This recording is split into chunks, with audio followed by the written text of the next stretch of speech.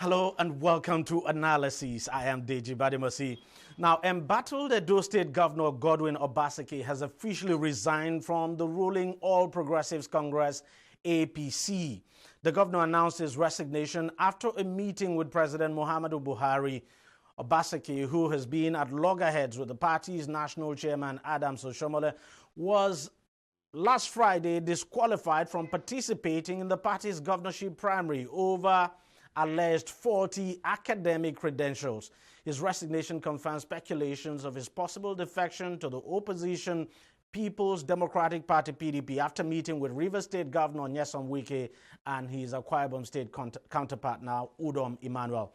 Although Obaseki is yet to disclose his next line of action, but any moment from now he is expected to join the opposition party. But the PDP has said this does not mean an automatic ticket for him. Now, does Obaseki stand a good chance of retaining his seat as the governor of Edo State? That's what we shall be looking at today on Analysis. And of course, on this episode, I have joining me Jide Ojo, who is a political analyst. He joins us from Abuja. I also have Libros Oshoma, who is a lawyer and a political analyst as well. Both men join us now via Skype. Gentlemen, thank you very much for coming on the program. It's a pleasure. Thanks for having us. Yeah. Now, just before we start this discussion, let's just take a lesson now to what Governor Obaseki said immediately after meeting with President Buhari at State House. What he told newsmen. Let's just take a lesson. You recall that my last statement, my last tweet, I said that I'll make a decision after my disqualification was announced by APC, that I will make a decision after I have consulted with the leadership and my supporters in Edo State, and also have informed the president. I'm just here today to inform you that I have now decided formally to resign my membership of the All Progressive Congress.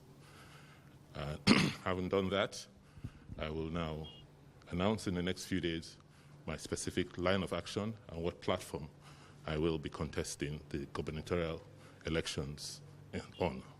What is this decision to resign your membership? I'm sure the whole country knows and is aware of what has gone on with me and the party chairman, the party leadership, which culminated in my disqualification as a gubernatorial aspirant. And upon that unfortunate decision by the chairman of the All Progressive Congress, I've decided to go and seek my gubernatorial aspiration on another platform. Yeah, yesterday when... All right, that was Governor Obaseki shortly after meeting with President Muhammadu Buhari. Let me start with you, Jide Ojo in Abuja. Some people had still held out that hope for Governor Obaseki that probably after meeting with President Buhari, his disqualification was going to be rescinded and all of that.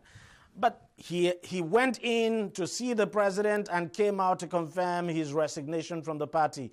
Does that give the inkling that the president simply chose to go the way of the National Working Committee of the party? I think so, DG. Mr. President has never been the one to stand in the way of what the constitution of the party says. If APC, in its wisdom, the screening committee deemed it fit that because of certain discrepancies in the name on his NYC discharge certificate, it could get them into trouble. I think the president cannot overrule what the screening committee had decided. And don't forget, we may not be party to some of the intrigues that are happening within the fold of APC in Edo State. But recall that everybody never believed that David Lion will never be sworn in, having won Bayelsa governorship election.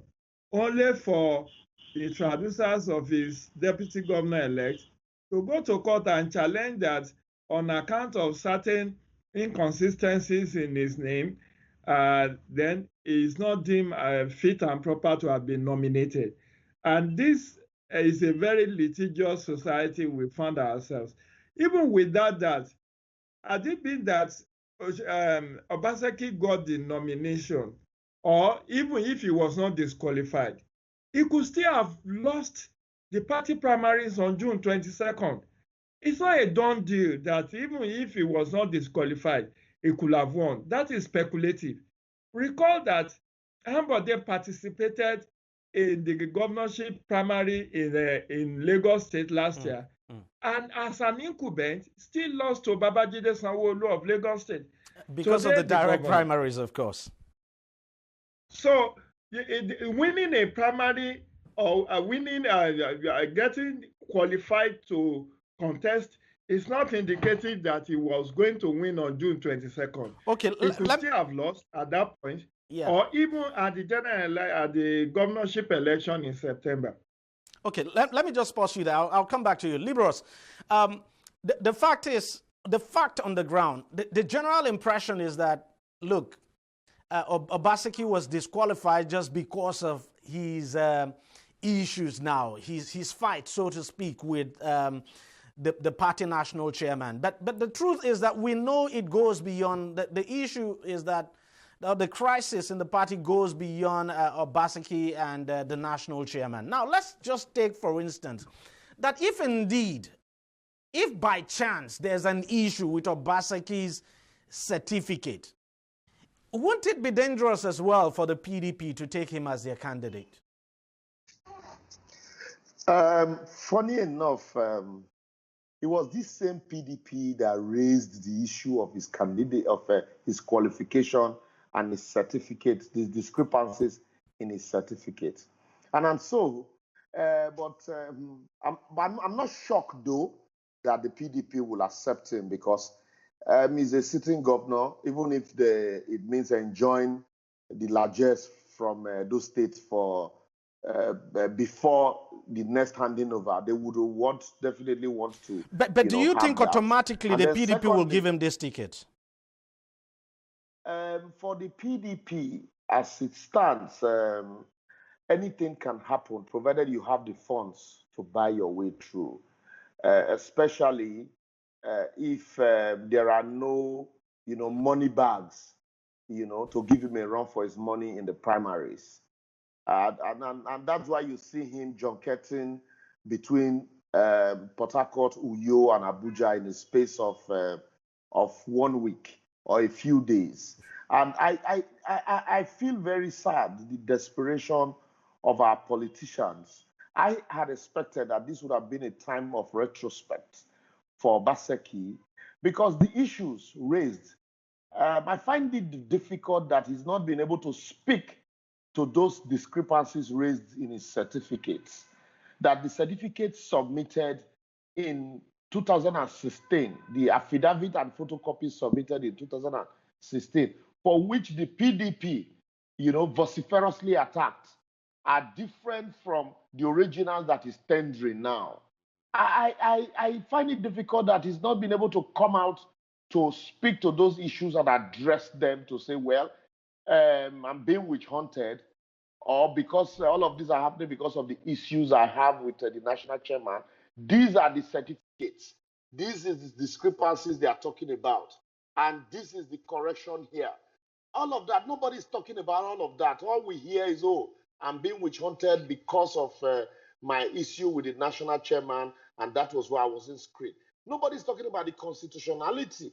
Nobody's talking about the legality of those documents referred to, especially against the judgment of the Supreme Court in Bayesa's case. How would you expect, how will you feel if your candidate wins an election and a day to swearing in, the court suddenly sacks him because of the discrepancies in certificate for which you knew you had ample opportunity to correct and that you failed to correct? And so for me, that's why I think, Obaseki should move beyond all of this desperation and address the basic issues, which is are you qualified via those certificates that upon which you were disqualified? If that were the case now, it would have been a different case. I'm not. Let's forget all of the crisis he has with Oshomole. If a man has a good product, he markets the product. But the moment you find out that the product is defective, what do? You withdraw it from the market, which is what the APC had done. No, but let's face it, this same APC accepted those certificates back in 2000 and was it 2014 or so? That's what I'm saying. In 2016, yes, there was no Supreme Court judgment in David Lyons' case. In 2016, APC didn't know that they will win an election, and on the basis of discrepancies in certificates, that their candidate would not be sworn in. They overlooked some of these issues. Against that reality of the law is what the court says it is. But this is despite the University of Ibadan coming out to say he is actually the alumnus. The University of Ibadan didn't come out to say this is the result of Obaseki, or that Obaseki was admitted on so-and-so day with so-and-so result, and he graduated at so-and-so time. I have people who are an alumnus of my university but didn't graduate from my university for the fact that as at when I was in year 5, they were in year 4. I know them. I could testify to the fact that they were in school when I was in school. But until the school issues a clear document stating that the man was admitted on so-and-so date, he graduated with so-and-so results, and this is the result, and this is the name. These are the issues. I expected them to address all of these issues and not to say, yes, we know him, he was admitted in this school. Yes, also, he talked about the ICE, Institute of Continuing Education. In 2016, you claim that you graduated from UI in 1989 or so. Or is it 1980? Yes, 1989. But you left UI in 1988. 1987. So how many years did you left the ICE? Sorry, in 1987 or 1988. So how many years did you now spend in university? So if you left ICE, Institute of Continuing Education, 2 years before you graduated from the university, how many years did you spend in the university? So these are discrepancies that cannot be reconciled. All right, easily. Let me go to Jide. Let me go to Jide now in Abuja. Jide, you think, don't you think this is just some kind of political ambush, so to speak? Well, it is not impossible that it's a political ambush, but that's the nature and character of politics in this part of the world. If you cannot stand it, don't go near the kitchen. If you cannot stand thorough verification of your credentials, don't go into politics. But is it not even an embarrassment that, we could be talking about the qualification of our leaders? Because this is not something you would expect. It's not even something that should come up in the first place for our leaders. No. This is an era of open governance partnership. You must come to equity, must come with clean hands. Recall that even the president himself, despite having contested the election 3 previous times before he won the last one in 2015, he was taken to the cleaner. You recall the very heated Supreme Court decision over his name. He said, yes. His certification. Whether it was Muhammadu or Muhammad or whatever. So things are becoming scientific. More, people are demanding better accountability. Accountability is not about naira and kobo. It's about integrity of your credentials. And I don't blame those who are making a hue out of this or heavy weather out of this whole issue. Because just like you and I were living witnesses to what happened to David Lyon, nobody saw it coming that on the eve of a swearing in, somebody who had won the election moonland and landslide, to the extent that even the person who lost the election has agreed that he has lost, will now have his fate truncated and then the Supreme Court will say the person who lost from the ballot box should not be the one to be sworn in because of the defectiveness of the nomination of one of the two candidates of the APC. So I think it's good for our integrity, it's good for our politics, it's good for our fight against corruption. It shows that anyone coming into politics going forward must, like Caesar's wife, be above board. You must go, if there is any need to correct any discrepancy. We have had a minister of finance of this country resigning because of fake NYC discharge certificate that somebody procured for her. It used to be a given. Many of us even acquired their driving license from sources that are not awesome. But nobody cares in those days. These days, if you don't go through the biometric registration for your driving license and you are caught, you could go in for perjury. Okay, let me take a quick break now. We'll come back and continue this discussion. Please don't go away. So we'll take a quick break and we'll be right back.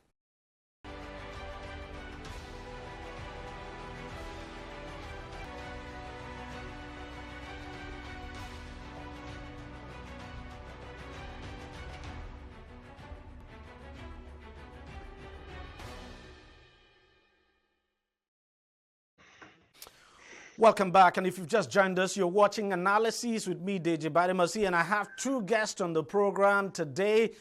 In Abuja, we have Jide Ojo, who is a columnist and a political analyst, and in Lagos, we have Libros Oshoma, who is a lawyer and a political analyst as well. Both men join us via Skype. Now, let me still continue with you, Jide. Let's even assume that there's a problem with, Obaseki's results and all of that.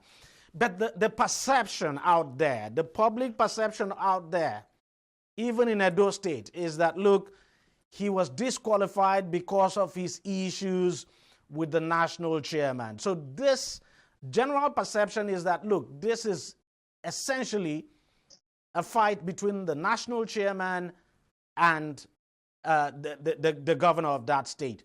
And this is a perception now that could work to the advantage of the governor. So how challenging do you think it will be for the APC to change that perception? Well, I think it's Obaseki that is, in all material particular, displayed highest level of political naivety. And I'm saying this with every sense of responsibility. The man ought to have picked his battles. He was fighting too many battles from too many fronts. I mean, this is him failing to inaugurate 15 members of the Edo State House of Assembly. This is him under whom a faction of the party in Edo State suspended the national chairman of a party. This is him just early this month on the 1st of June. You signed a white paper where you indicted Oshomole of corruption over hospital, building of hospital in Benin City. And this is the same person you expect to endorse your nomination to INEC. I mean, let's be sincere with ourselves. Politics, there are no saints or sinners in politics. It's an all-common affair. If I bet you, if Obaseki fails to win on September 19, you will see the allegations, corruption allegations that will be unearthed against him. The bottom line is that he was not taking far-reaching look about his political future. He was too choked with desperate ambition to just, you can't ride a rough shot over a national chairman of a ruling party. Okay, I'll come back to you. Let me go to Libros. Not opposition party. Let me go to Libros. Libros, there's no doubt at all. I mean, look, I've been covering politics, and no doubt at all that politically speaking, the governor may be naive. But How then do you think the APC can change this public perception and get it to work for especially work for its own advantage now in that election? DG, first and foremost, let's start with when Obaseki, when Oshomole was announced that by the Court of Appeal as the winner of the 2012 election, you saw the jubilation that engulfed Benin and Edo State. In 2016, sorry.